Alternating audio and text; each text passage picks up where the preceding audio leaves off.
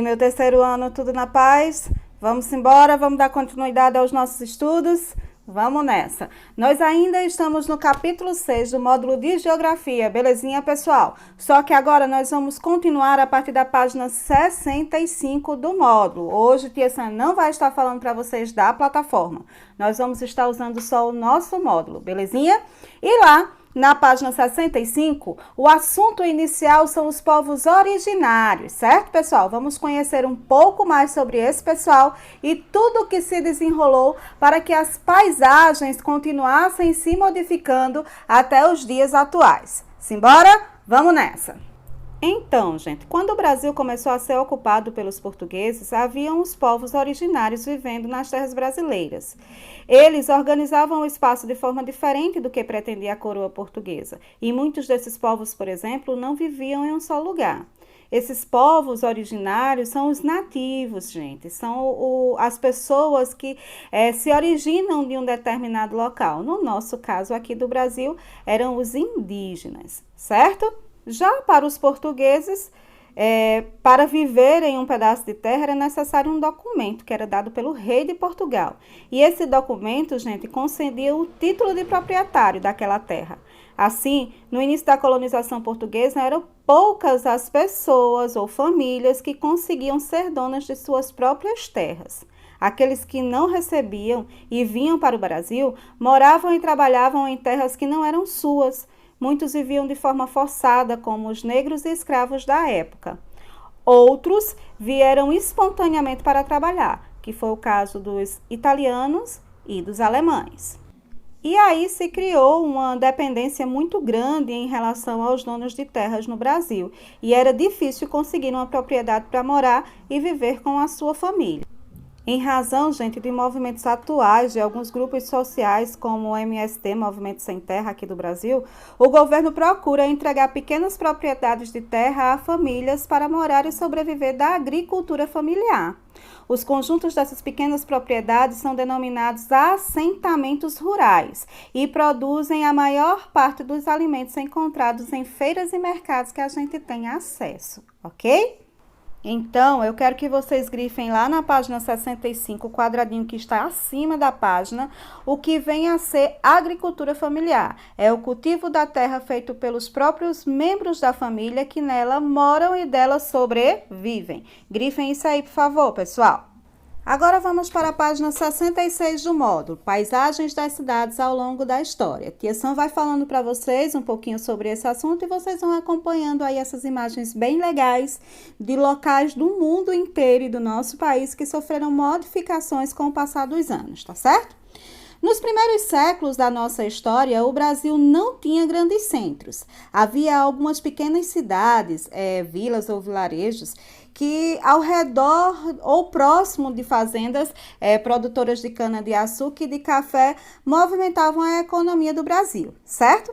Esses núcleos urbanos contavam com poucas casas e algumas construções, em geral pequenas terras, certo? Voltadas para o comércio, como mercados, lojas de roupas e farmácias.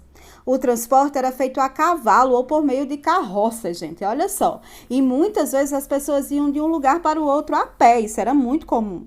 Quando surgiram as indústrias, as cidades começaram a crescer e a ter mais casas.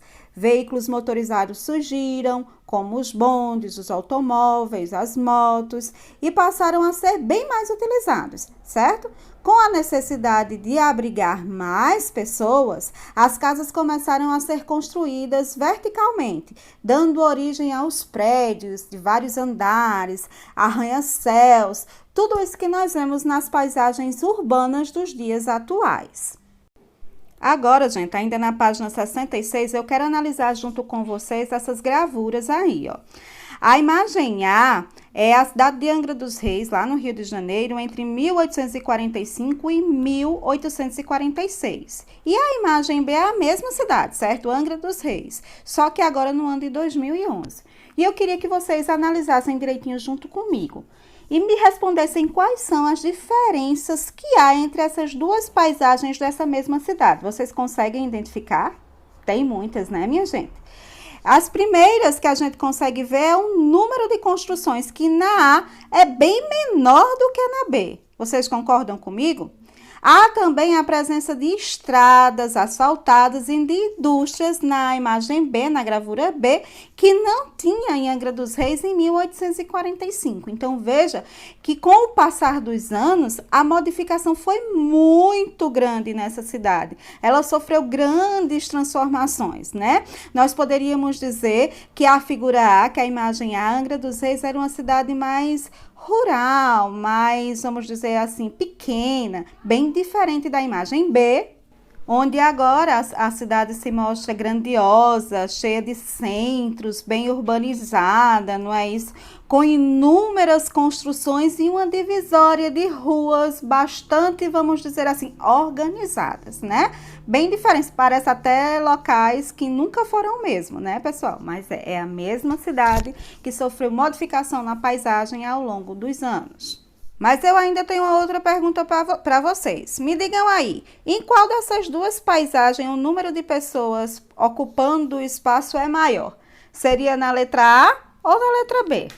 Logicamente, né, se você respondeu a letra B, está correto, né? Até pela quantidade de casas que a gente consegue identificar aí na gravura B, certo?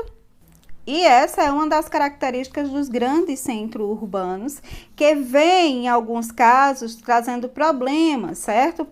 Vamos dizer assim, pela forma desordenada como a população vem crescendo, tá certo? E aí, esses problemas, tia Sam vai querer que vocês me digam quais são numa atividade que eu vou te mostrar mais na frente. Ok, pessoal? Simbora, vamos continuar!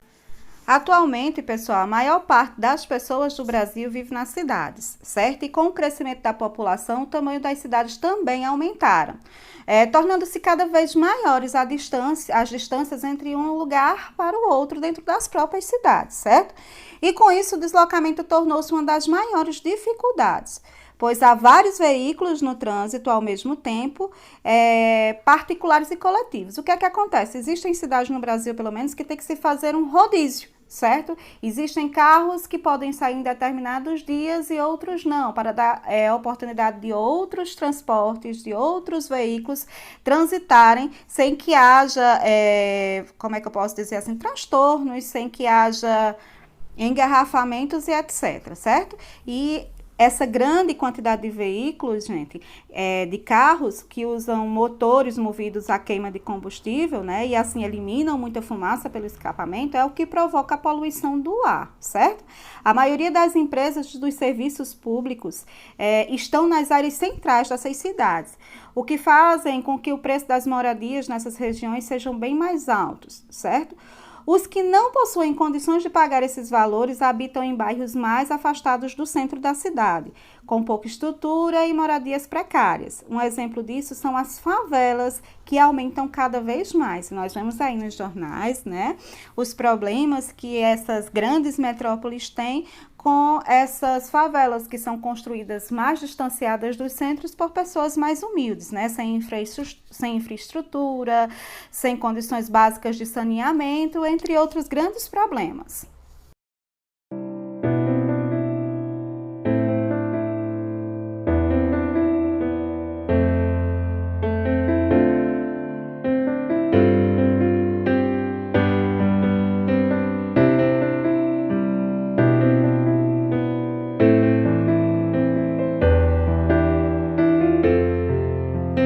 Ok, meus amores, agora a tia Sam vai colocar uma atividadezinha aqui na tela de 3 perguntinhas só, certo? Que eu quero que vocês copiem e respondam no caderninho de vocês de geografia.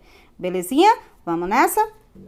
Agora que vocês já terminaram de fazer a atividade no caderno, pessoal, eu vou pedir para vocês continuarem assistindo a uma reportagem que está aqui no finalzinho, que é do Jornal Nacional e fala sobre mobilidade urbana, que é um dos grandes problemas que os grandes centros urbanos possuem na atualidade, certo? Essa reportagem é de 2015, porém é bem atualizada ainda. Presta atenção, pessoal, e pensa um pouquinho sobre esses problemas urbanos que nós vamos voltar a falar sobre eles na próxima aula. E tia Sam vai ficando por aqui, tá bom? Lembra que tem o vídeo no final, tá? Assiste ele direitinho. Espero que vocês tenham gostado do assunto, do vídeo. E até a próxima aula. Tchau, tchau! Agora, no Jornal Nacional.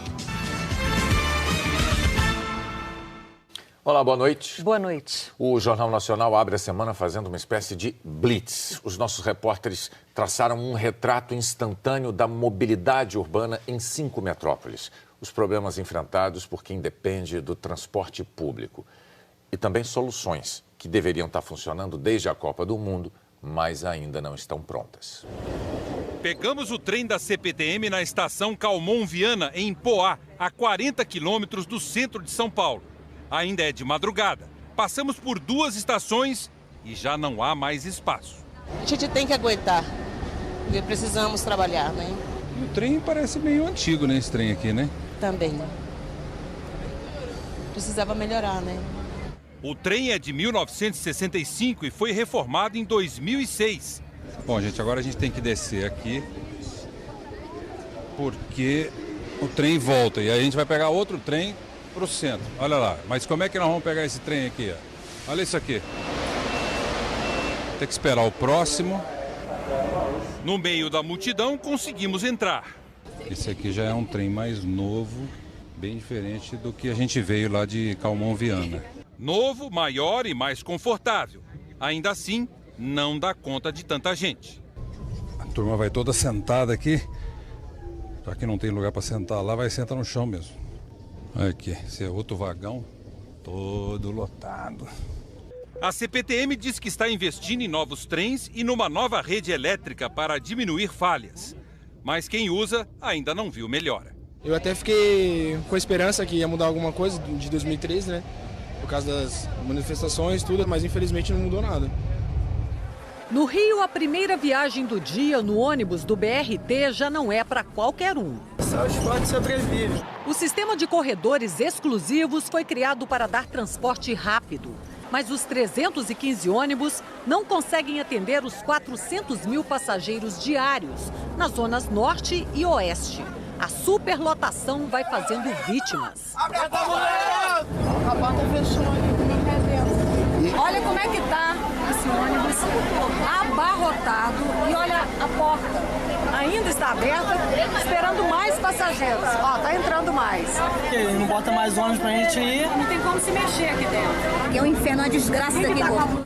A Secretaria de Transportes do Rio disse que mais ônibus serão colocados quando forem inaugurados novos corredores expressos.